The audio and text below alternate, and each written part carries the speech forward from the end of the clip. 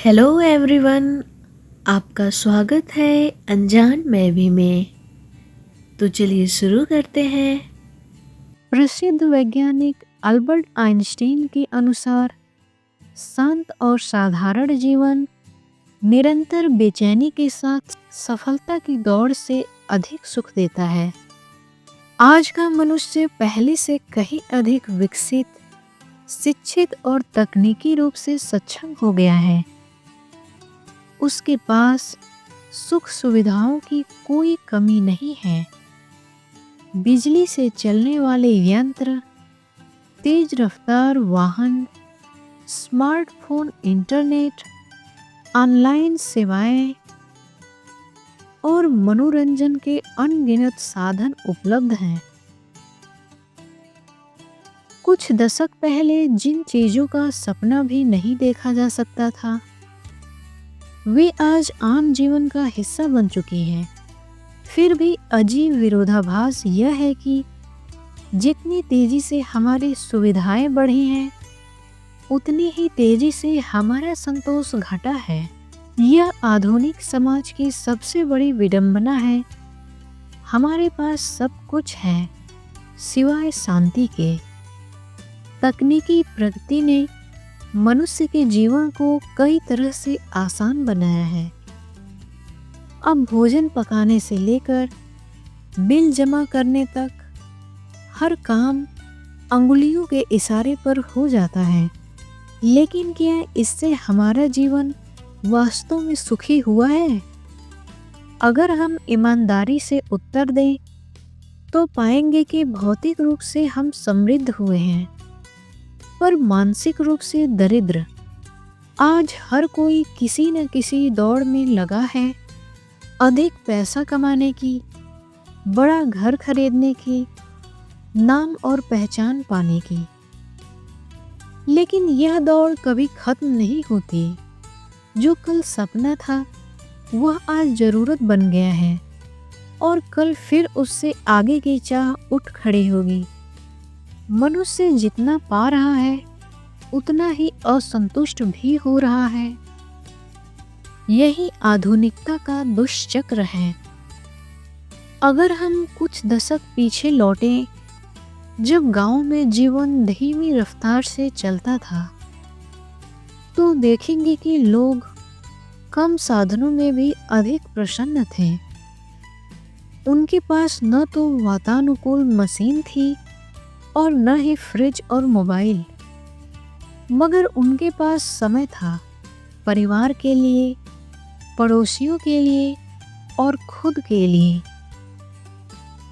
शाम होते ही लोग चौपाल पर बैठकर बातें करते, गीत गाते या मिलजुल कर किसी का दुख सुख बांटते। बच्चों की हंसी खेतों में गूंजती और रिश्तों में अपनापन होता। वह पीढ़ी जानती थी कि कम में भी बहुत कुछ होता है। उनके पास भले भौतिक साधन कम थे, पर मन की शांति थे, क्योंकि वे तुलना नहीं करते थे, प्रदर्शन नहीं करते थे।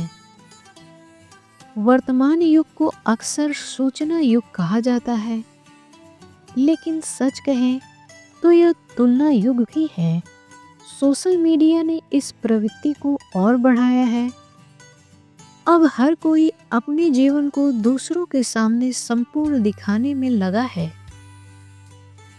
एक व्यक्ति की सफलता दूसरे के लिए प्रेरणा बनने के बजाय ईर्ष्या का कारण बन जाती है। दूसरों की छुट्टियों, कपड़ों या कारों को देखकर अपने जीवन को अधूरा मानना आज आम बात हो गई है। यह लगातार तुलना और प्रदर्शन ही हमारे असंतोष का सबसे बड़ा कारण है। मनुष्य अब जीने से ज्यादा दिखाने में विश्वास करने लगा है। असुविधाओं के इस महासागर में आज का व्यक्ति पहले से कहीं अधिक अकेला और बेचैन है। परिवार छोटे हो गए हैं, रिश्ते औपचारिक हो गए हैं और संवाद का स्थान संदेशों ने ले लिया है। लोग एक ही छत के नीचे रहते हुए भी अलग अलग दुनिया में खोते रहते हैं। बच्चे बाहर खेलने की जगह स्क्रीन पर गेम खेलते हैं और माता पिता अपने काम में इतने व्यस्त हैं कि पारिवारिक बातचीत दुर्लभ हो गई है। काम का दबाव, प्रतिस्पर्धा, महंगाई, भविष्य की चिंता, इन सब ने मिलकर मनुष्य के भीतर निरंतर तनाव भर दिया है। आज अस्पतालों में शारीरिक रोगों से अधिक मानसिक रोगों के मरीज मिलते हैं। भौतिक साधन केवल शरीर की सुविधा बढ़ाते हैं, आत्मा की नहीं। एक व्यक्ति करोड़ों रुपए कमा सकता है, फिर भी रात को चैन से नहीं सो सकता। शांति और संतोष न तो बाजार में बिकते हैं, न बैंक में जमा होते हैं। वे भीतर से उपजते हैं। जब मनुष्य यह समझ लेता है कि पर्याप्त क्या होता है। समस्या यह है कि आज हम पर्याप्त का अर्थ ही भूल गए हैं। हर उपलब्धि के बाद भी और अधिक की चाह बनी रहती है। यह अंतहीन चाह ही मन की अस्थिरता का कारण बन रही है। अगर हम वास्तव में शांति चाहते हैं तो हमें अपनी जीवन शैली और सोच में परिवर्तन लाना होगा।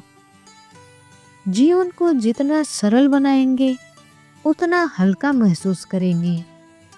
अनावश्यक वस्तुओं और दिखावे से दूरी रखने की जरूरत है। जो कुछ हमारे पास है उसके लिए आभार व्यक्त करें। खुशी बाहरी वस्तुओं से नहीं बल्कि भीतर की स्थिरता और संतोष से आती है। यह सच है कि आधुनिक युग में सुविधाएं आवश्यक हैं, लेकिन हमें यह समझना होगा कि सुविधा का अर्थ सुख नहीं होता। कभी कार से नहीं बल्कि पैदल चलकर सूरज ढलने का आनंद लेकर देखना चाहिए। जीवन की छोटी छोटी खुशियों को महसूस करना ही मनुष्य को भीतर से समृद्ध बनाते हैं। सच्चा विकास वही है जिसमें मनुष्य बाहर से नहीं भीतर से भी उजाला महसूस करे। हमें यह स्वीकार करना होगा कि सुविधाओं का कोई अंत नहीं, लेकिन संतोष का आरंभ हमारे भीतर ही है। सुविधाओं का विस्तार निश्चित रूप से मानव सभ्यता की उपलब्धि है, लेकिन अगर वह संतोष और शांति को नष्ट कर दे तो उसका उद्देश्य अधूरा रह जाता है। संतोष का अर्थ यह नहीं कि प्रगति रुक जाए, बल्कि यह है कि प्रगति के साथ संतुलन बना रहे। हमें अपने महत्वाकांक्षाओं को इतना बढ़ाने की जरूरत नहीं कि वे हमारे मन की शांति को निगल जाएं। इसलिए आज की सबसे बड़ी आवश्यकता यह नहीं कि हमारे पास और सुविधाएं हो, बल्कि यह है कि हमारे भीतर संतोष और शांति हो। धन्यवाद।